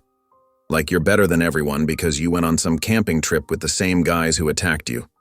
Everyone's talking about how you saved Brent, how you're all friends now." "Friends?" Maya's laugh was hollow. "I didn't align with them, Aisha. I survived. There's a difference." "Is there?" "Because from where I'm standing, you chose them over us. Over me." Aisha's voice cracked slightly. "I tried to be there for you after what happened, but you shut everyone out, and now you're what, their defender?" Something snapped inside Maya. All the tension, all the careful silence of the past weeks burst forth. "You wanted me to stay broken, didn't you?" Her voice rose despite herself. "That would have been easier for you." Poor Maya, the victim, always needing protection, never strong enough to stand up for herself. Aisha flinched as if Maya had struck her. For a long moment, neither girl spoke. The art room's silence felt suffocating. Without another word, Aisha turned and walked out, leaving Maya alone with rows of empty easels and the morning light streaming through dusty windows, casting long shadows across the floor. Maya sank into her chair, suddenly exhausted. Her sketchbook sat unopened in her bag. She pulled it out slowly, running her fingers over the cover, feeling every worn edge and crease.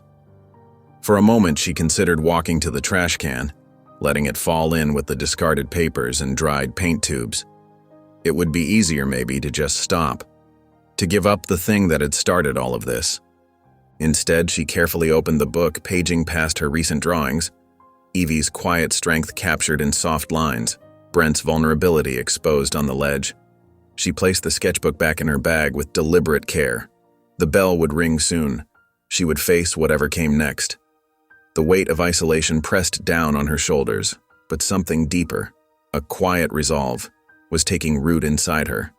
Sunlight filtered through the cabin's weathered windows, casting long shadows across the wooden floor.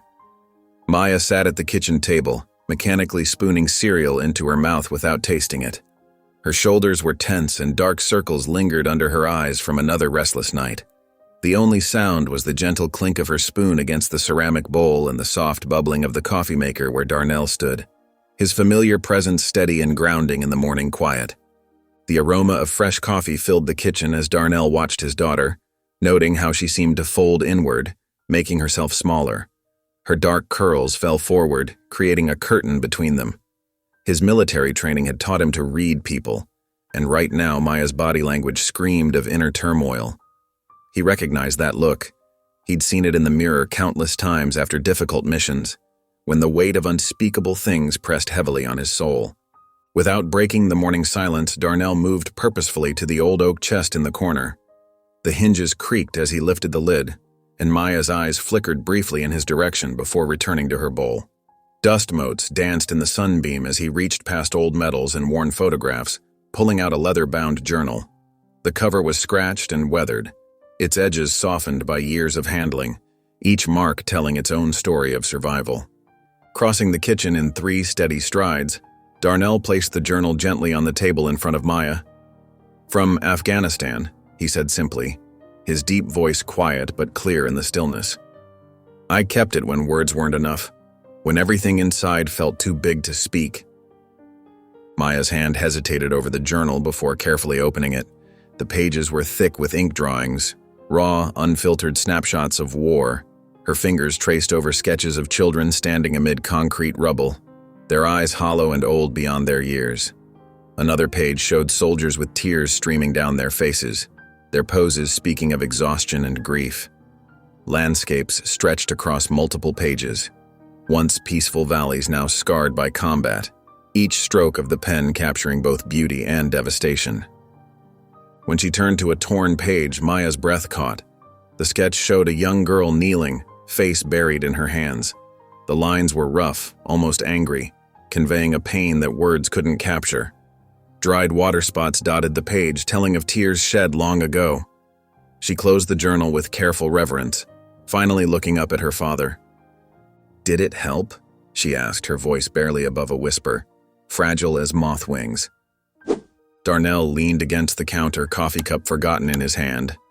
Steam curled up between them like unspoken words. "It didn't fix anything," he admitted, meeting her gaze steadily. "But it kept me from breaking. Sometimes that's enough to get through another day." Maya stood slowly, cradling the journal as if it were made of glass. She moved toward the stairs, each step measured and thoughtful. The wooden steps creaked under her feet as she carried this piece of her father's soul, and perhaps a key to healing her own, up to her room. Each step felt like crossing a bridge between who she was and who she might become. In her bedroom, Maya placed her own sketchbook next to her father's journal on her desk. The contrast was stark. Her new, clean notebook beside his battle-worn journal. Sunlight streamed through her window, illuminating both books like a spotlight on a stage. With deliberate care, she opened to a fresh page and picked up her pencil. Her hand moved slowly at first, then with growing purpose as she began to draw, letting her truth flow onto the page just as her father had done so many years ago. The soft glow of Maya's desk lamp cast dramatic shadows across her bedroom floor, where she sat surrounded by her artistic tools. Charcoal sticks of varying thickness lay scattered around her like fallen branches, alongside graphite pencils worn down to different lengths. The blank canvas before her seemed to pulse with possibility, both inviting and intimidating in its emptiness. Maya's fingers trembled slightly as she picked up her first piece of charcoal. The rough texture felt familiar against her skin, grounding her in the present moment. She closed her eyes briefly, letting the images that had been haunting her mind take shape. When she opened them again, her hand moved with newfound certainty. The first lines were tentative, a gentle curve here, a shadow there. But as the hours ticked by, the image emerged with increasing clarity. The kneeling girl took form beneath her careful strokes, each detail infused with raw emotion. Maya captured the dirt on her face with delicate smudges, the tears in her clothing with jagged lines that spoke of violence and survival. She paused occasionally, stepping back to study her work, then leaning in with renewed focus and determination. The wounded boy's figure emerged next, vulnerable yet protected in the girl's embrace. Maya spent nearly an hour on his expression alone, working to capture that precise moment when fear gives way to trust. Her own hands were now completely blackened with charcoal, but she barely noticed. She wiped a stray strand of hair from her face, leaving a dark smudge across her cheek that matched the emotion building within her. Behind these central figures, she drew the soldier with bold, assured strokes. His presence dominated the upper portion of the canvas, not threatening, but watchful and steady. She made his stance mirror her father's military bearing, that perfect balance of power and restraint she'd witnessed in the forest. The trees she added last, their branches reaching toward each other like Gothic arches, creating a natural sanctuary around the scene. With each stroke, Maya felt the weight of the forest experience transferring from her heart to the canvas. Around midnight, heavy footsteps approached her door. Maya didn't look up as Darnell paused outside, his shadow visible beneath the doorframe. She heard him shift his weight, considering whether to check on her, then move away without interrupting. His silent understanding gave her permission to continue. That was their language, respect shown through space given, love expressed in the absence of demands. The hours blended together as Maya worked, lost in the meditative flow of creation. Her back ached and her eyes burned, but she couldn't stop. This wasn't just art, it was testimony. Every stroke carried the weight of what had happened in the forest, what had changed inside her. The charcoal dust settled on her clothes and skin like battle grime, marking her commitment to finishing this piece. Her breathing fell into rhythm with her movements, deep and purposeful. By 3 a.m, the outline was complete. Maya sat back, her whole body exhausted, but her mind clear. The composition told her story without a single word: survival, protection, transformation. With trembling fingers, she picked up a pencil one last time. In the bottom corner, she wrote 2 simple words that contained worlds of meaning. Even here. The title seemed to release something inside her. Maya's shoulders slumped as the last of her energy drained away. She barely managed to drag herself to her bed before collapsing, her charcoal-stained hands leaving dark smudges on her blanket. The canvas stood against the wall, a silent witness to her night's work, waiting for dawn to reveal its full power. In her dreams, the images continued to move and breathe, as if the story she'd captured was still unfolding somewhere deep within her. The usual cacophony of lunch period at Crest Lake Academy, hundreds of conversations overlapping, the clatter of plastic trays, chairs scraping against linoleum, suddenly dimmed like someone had turned down the volume. Evie Grant, her dark hair pulled back in a messy ponytail, pushed herself up from her seat. Her hands were shaking, but her voice carried clear and strong across the cafeteria. "Everyone talks about what Maya did," Evie announced, her words cutting through the diminishing chatter. "But no one talks about what my brother and his friends did to her." The silence that followed was absolute. Students froze mid-bite, conversations died mid-sentence, and all eyes turned toward either Evie or the table where Tyler sat with his teammates. Tyler's fork clattered against his tray as he looked up, his face draining of color. Next to him, Brent Coleman hunched his shoulders and stared intently at the floor, as if trying to disappear. Chad Mercer's chair screeched against the floor as he stood abruptly, grabbing his backpack and storming toward the exit, his footsteps echoing in the quiet. The whispers started then, but they were different now. Instead of the usual gossip about Maya being a snitch or troublemaker, students were muttering about the boys, about what really happened in the woods that day. Some cast sideways glances at Tyler, who sat motionless, looking like he'd been struck. A few girls huddled together, speaking behind cupped hands, while others openly stared at Tyler's table with newfound suspicion in their eyes. It was into this charged atmosphere that Maya walked, stopping just inside the cafeteria doors as she heard her name rippling through the whispers. Her fingers tightened around her lunch bag as she took in the scene. Evie standing tall despite her obvious nervousness, Tyler's frozen posture, the conspicuous empty chair where Chad had been sitting. The weight of dozens of stares pressed against her skin, but for once, they didn't feel hostile. Evie turned and met Maya's eyes directly, giving her a small but definitive nod. Maya didn't return the gesture, but she held Evie's gaze steadily, neither backing down nor showing anger. The moment stretched between them, heavy with unspoken understanding. Something in the air had shifted, like the first crack in a dam. Later, during American history, Maya watched as Tyler suddenly stood up in the middle of Mrs. Henderson's lecture about the Civil War. His movement was jerky, almost desperate, and as he walked quickly toward the door, Maya caught a glimpse of his face. The expression there wasn't the arrogant mask she was used to seeing. Instead, she saw something raw and painful. Whether it was shame or something deeper, she couldn't quite tell, but it was real. His shoulders hunched forward as if carrying an invisible burden as he disappeared through the doorway. As the day continued, Maya moved through the halls with her usual quiet dignity, but something had shifted in the air around her.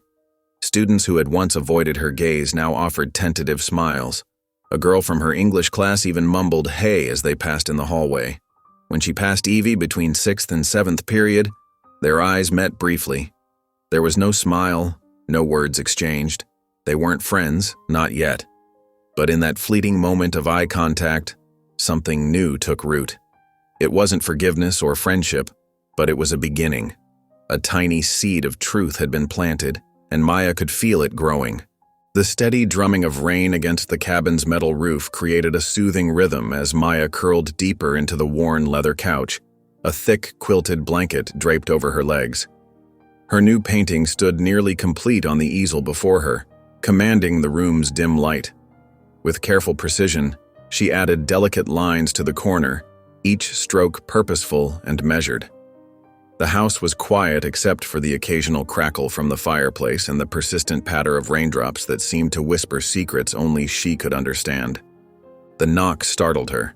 3 hesitant taps barely audible above the storm, yet somehow they cut through the peaceful solitude she'd created for herself.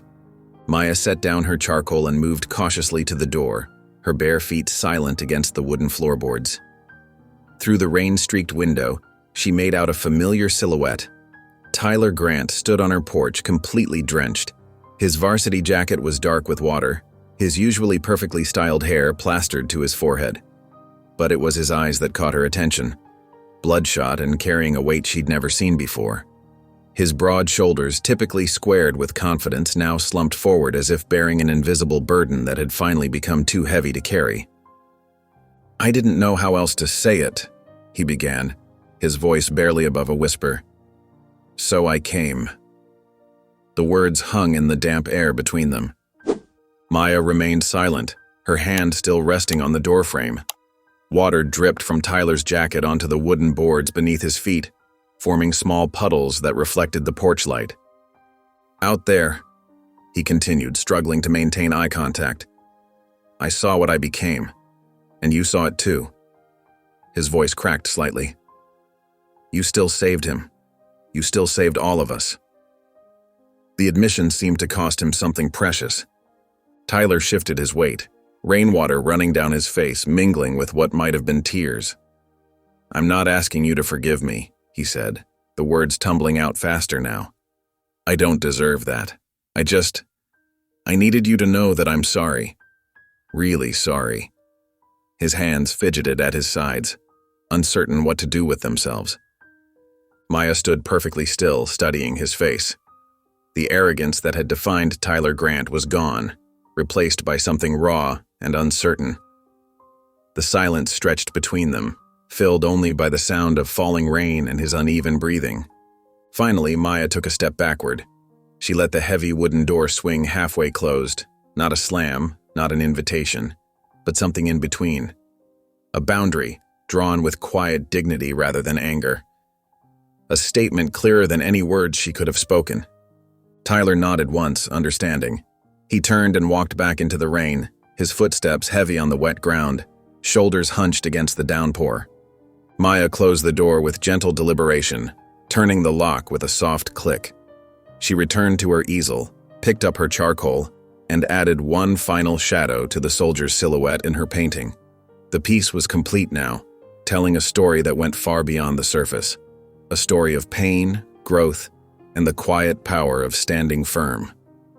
"Done," she whispered to the quiet room, the single word carrying the weight of everything she'd endured.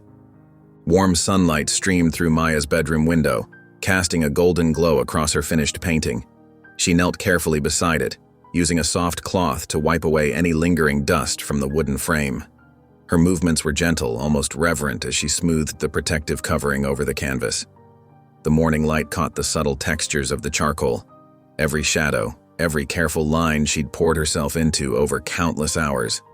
Each stroke represented a piece of her journey, a story told in shades of black and gray that no words could fully capture. Maya positioned her phone carefully, adjusting the angle several times until the photograph captured the painting exactly as she saw it. The girl kneeling in the woods, the wounded boy in her arms, and the watchful soldier. Each element told part of their story. She studied the image on her screen, making sure it showed every detail clearly. Her finger hovered over the screen, hesitating briefly before taking 3 more shots from slightly different angles just to be certain. At her desk, Maya opened her laptop and navigated to the National Youth Art Showcase submission page. Her fingers hovered over the keyboard as she filled out each field methodically: name, age, school. When she reached the title field, she paused. "Even here," she typed slowly, the words carrying the weight of everything that had happened. The title had come to her in the quiet hours of early morning, rising from somewhere deep inside her soul. The artist's statement section made her chest tighten slightly. Maya took a deep breath and began typing. "This is about what we carry when the world tries to break us. It's about choosing to keep standing, even when you kneel first." She read it over several times, each word feeling both vulnerable and strong. Her finger trembled slightly over the trackpad, but her resolve remained steady. After uploading the photograph, Maya sat back in her chair, letting out a long breath she hadn't realized she'd been holding. The submission confirmation appeared on screen. "Thank you for your entry." Such simple words for something that felt so monumental. She closed the laptop gently, running her fingers over its smooth surface as if sealing away the moment. The soft knock at her door came later that afternoon. Darnell entered quietly, his eyes immediately drawn to the painting. Maya watched as her father studied it, noting how his expression shifted as he took in each detail. The silence between them was comfortable, filled with understanding. His shoulders relaxed almost imperceptibly as he absorbed her creation. "It's done," Maya said softly, standing beside him. Darnell nodded slowly, his eyes still on the canvas. "You didn't paint your pain," he said in his quiet, measured way. "You painted your power." The words settled over Maya like a warm blanket. She looked at her work again through his eyes, seeing not just the struggle captured in charcoal and shadow, but the strength radiating from every stroke. In that moment, father and daughter stood united before the physical manifestation of their shared journey. That night, Maya turned off her bedside lamp and lay in the darkness. The canvas faced her from across the room, barely visible in the faint moonlight filtering through her window. For the first time in weeks, she felt her lips curve into a small, genuine smile as sleep began to take hold. Tomorrow would bring new challenges, but tonight she rested in the quiet victory of having given voice to her truth. The morning sun filtered through the art room windows, casting long shadows across empty easels. Maya walked in with measured steps, her backpack slung over one shoulder, and her latest sketchbook tucked safely against her chest like a shield. A few students glanced her way, then quickly looked down at their phones or supplies, suddenly fascinated by pencil tips and blank pages. The whispers had mostly died down over the past week, replaced by an awkward silence that hung in the air like invisible smoke, thick enough to touch. At her locker, Maya methodically arranged her materials for the day, each item placed with deliberate care. The metal door creaked as she opened it wider, the sound echoing in the hushed hallway, and a folded piece of paper fluttered to the floor like a wounded butterfly. She recognized Aisha's neat handwriting immediately, the same careful script that used to fill their shared notebook with inside jokes and weekend plans. Now, it carried the weight of regret. "I should have stood beside you.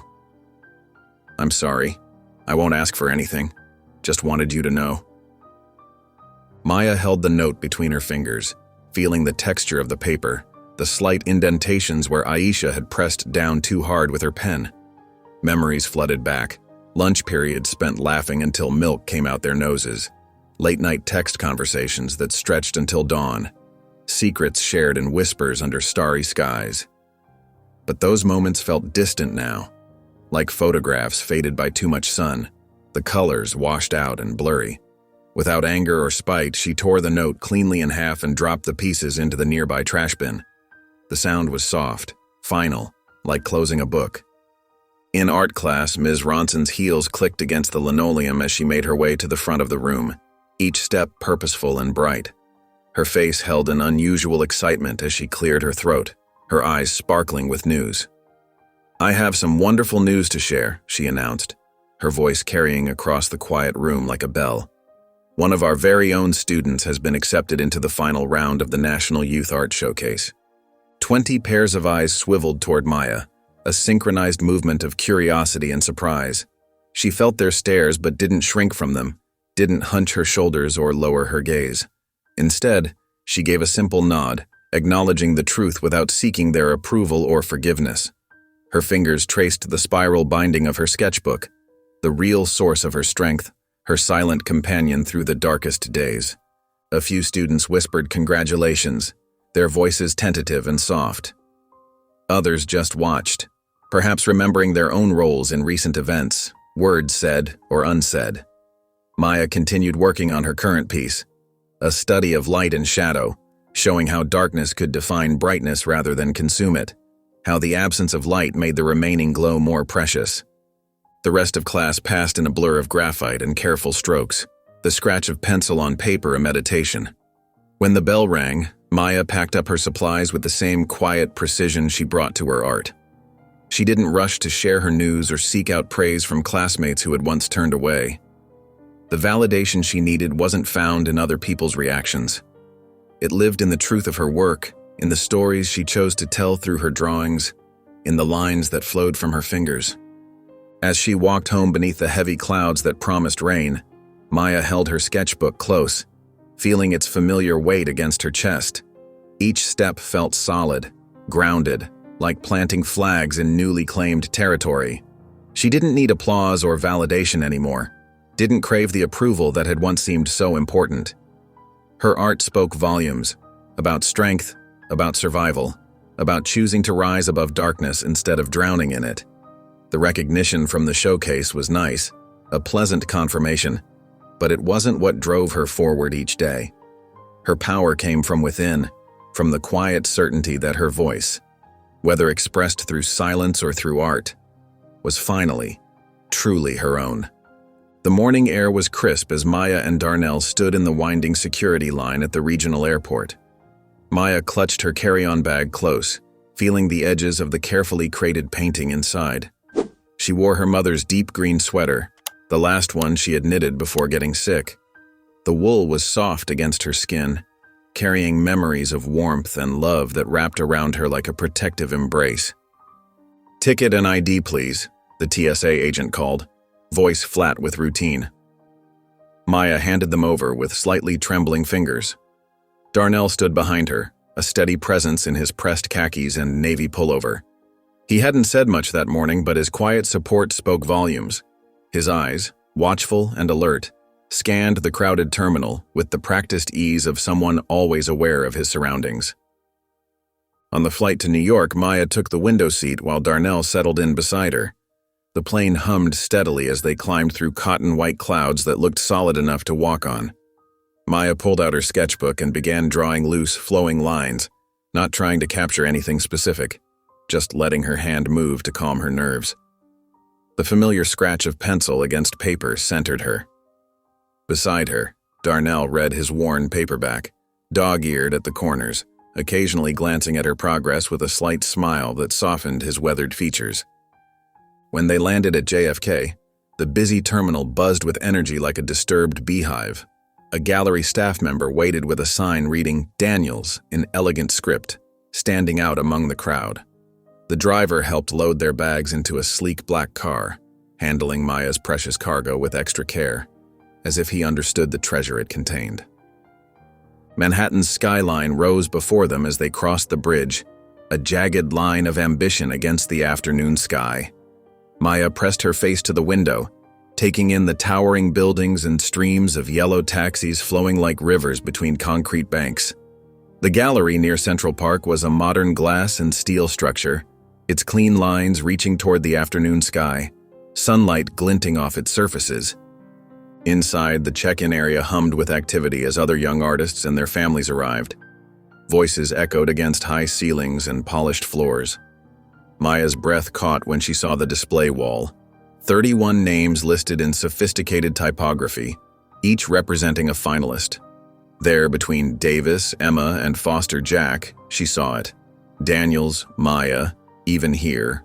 Her own name, displayed for all to see. Her stomach tightened into knots as the reality sank in. This wasn't just a school art show or local competition where friendly faces nodded encouragement. This was national recognition, her work being judged alongside the most talented young artists in the country. Maya felt her knees go slightly weak, her palms suddenly damp with nervous sweat. Without a word, Darnell placed a steady hand on her back. The gentle pressure grounded her, reminding her she wasn't alone. His touch carried years of silent understanding between them. She took a deep breath, straightened her shoulders, and stepped forward to complete the registration process with renewed determination. As evening approached, the gallery's lighting system activated, casting warm spotlights on the designated display areas like theater lights before a performance. Maya watched as her painting was carefully positioned in the center aisle. The wounded boy, the kneeling girl, the watchful soldier, all rendered in careful strokes that had poured straight from her heart onto the canvas. Already a small cluster of people had gathered near it, pointing and discussing in hushed tones that carried just far enough for her to hear their murmurs, but not their words. Maya swallowed hard, feeling the weight of tomorrow's official opening pressing down on her shoulders like an invisible backpack filled with stones. The gallery buzzed with nervous energy as hundreds of people filled the elegant space. Crystal chandeliers cast warm light across polished floors, and the subtle scent of fresh flowers mixed with expensive perfume. Maya stood in the wings of the small stage, her hands clasped tightly together. She could feel her pulse in her fingertips, a rapid drumbeat that matched the flutter in her stomach. Through a gap in the curtain, she watched families in formal wear mingle with art critics who carried small notebooks and scrutinizing expressions. Photographers adjusted their cameras, searching for the perfect angle, and teenage artists huddled in small groups, whispering and pointing at different pieces, their faces a mixture of awe and envy. Her painting stood prominently displayed in the center aisle, drawing consistent crowds who lingered to study the raw emotion captured in each careful stroke. Some viewers stepped back to take in the whole image, while others leaned in close, as if trying to decipher a secret hidden in the colors. The curator, a tall woman in a sleek black dress with silver-framed glasses, tapped the microphone twice. The room gradually fell silent, conversations fading like ripples on a pond. "Welcome to the 45th Annual National Youth Art Showcase," she began, her voice warm and professional, filling every corner of the gallery. "Tonight we celebrate not just talent, but truth. Not just technique, but testimony. The courage to speak through color and form when words might fail us." Maya closed her eyes, trying to steady her breathing. She thought of the forest, of the rock where she used to sketch, of the strength she'd found there in the stillness, of Brent's fear on that ledge, his bravado stripped away by nature's power, of Tyler's shame in the rain, water washing away pretenses, of Evie's quiet solidarity that needed no explanation, of her father's watchful presence through it all, steady as the mountains themselves. "This year's winning piece," the curator continued, her voice rising with genuine admiration, "speaks to survival, protection, and the complex beauty of human dignity. It tells a story that many try to ignore, but that art refuses to let us forget. It challenges us to see with new eyes." Maya's fingers found her mother's necklace, holding it like an anchor to reality, feeling the familiar contours of the pendant that had witnessed her journey. The first place winner of this year's National Youth Art Showcase is Maya Daniels for her piece, "Even Here." The applause was immediate and thunderous, filling the space with approval. Camera flashes burst like lightning, momentarily blinding. Maya felt someone gently guide her toward the stage steps, a reassuring hand at her elbow.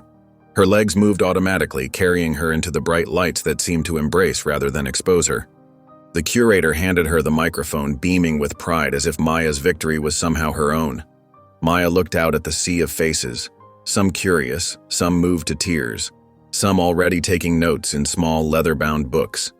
In the very back, barely visible in the shadows, stood her father. His arms were crossed in his characteristic stance, but she could see the gleam in his eyes even from this distance, the quiet pride he rarely expressed in words. Maya lifted the microphone.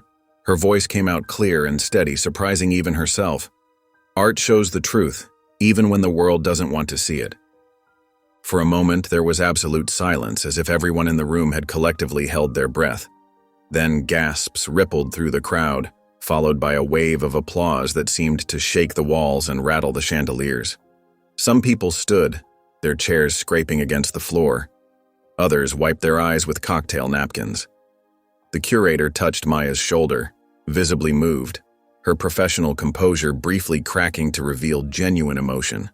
Backstage, away from the lights and noise, Darnell wrapped Maya in a tight embrace that felt like coming home. His military bearing softened, the straight shoulders relaxing, showing the father beneath the soldier. "You didn't survive them," he whispered into her hair, his voice rough with feeling. "You rose above them." Maya nodded against his chest, feeling the truth of both their journeys in those words, in the steady heartbeat against her ear. "We both did." The morning sun streamed through Crestlake Academy's tall windows, casting long rectangles of light across the freshly waxed hallway floors. Maya adjusted the strap of her backpack, feeling the familiar weight of her sketchbook inside as she pushed through the heavy main doors. The familiar scent of floor cleaner and chalk dust filled her lungs, bringing with it memories of countless school days before this one. Students lined both sides of the corridor, some pretending to be busy with their phones while stealing glances, others openly watching her pass. A few whispered behind cupped hands, but their voices lacked the previous week's venom. The hushed conversations seemed different now, tinged with something that wasn't quite admiration, but no longer hatred. Near the water fountain, two freshman girls quickly looked away when Maya's eyes met theirs, but their expressions held something new. Not fear or hatred, but something closer to respect, maybe even a hint of admiration. Maya's footsteps echoed steadily against the linoleum. She didn't rush, didn't shrink, didn't try to make herself invisible as she had so many times before. Her dreadlocks were pulled back neatly, revealing the quiet determination in her face. The weight of what had happened still lingered, but it no longer bent her shoulders forward. A senior boy she'd never spoken to gave her a small nod as she passed. Near the science lab, even Mrs. Peterson, who usually seemed oblivious to student drama, offered a warm smile that crinkled the corners of her eyes. Approaching her locker, Maya slowed. The metal door gleamed with fresh blue paint, perfectly matching the school colors. No trace remained of the ugly red letters that had marked her as a traitor. She ran her fingers lightly over the smooth surface, remembering the dripping paint, the stares, the silence of those who'd watched her clean it alone. The memory stung, but didn't cut as deeply as it once had. That's when she noticed the paper, plain white, carefully folded, taped at eye level. Her name wasn't on it, but she knew it was meant for her. The handwriting was neat but masculine. Being brave doesn't mean you never tremble. It means you stand up anyway. Maya read the words twice, letting them sink in. A small smile tugged at the corner of her mouth. She recognized something in those words, not just their meaning, but their source. They carried the weight of someone who'd learned this truth the hard way, someone who understood what it meant to stand alone. She opened her locker with practiced ease, the familiar click of the combination lock grounding her in the moment. Inside, everything was exactly as she'd left it. Textbooks stacked neatly, spare pencils in their cup, her mother's photo tucked into the mirror. The smiling face in the photograph seemed to beam with pride today. But something felt different. Not the locker itself, but the girl standing before it. Maya tucked a stray dreadlock behind her ear, its wooden bead clicking softly against her earring. She closed the locker with quiet confidence, the metal door shutting with a solid thunk that echoed briefly in the now emptying hallway. Her stride as she walked toward first period was neither hurried nor hesitant, just steady, sure, forward. The morning light continued to stream through the windows, but now it seemed to follow her, illuminating each step as she moved ahead, leaving the shadows behind. For the first time in weeks, Maya felt the weight on her chest begin to lift, replaced by something that felt surprisingly like hope. If you enjoyed the story of Maya, I handpicked this next story that you will enjoy. Please don't miss this one. If you enjoyed the story of Maya, I handpicked this next story that you will enjoy. Please don't miss this one. Click here to watch it.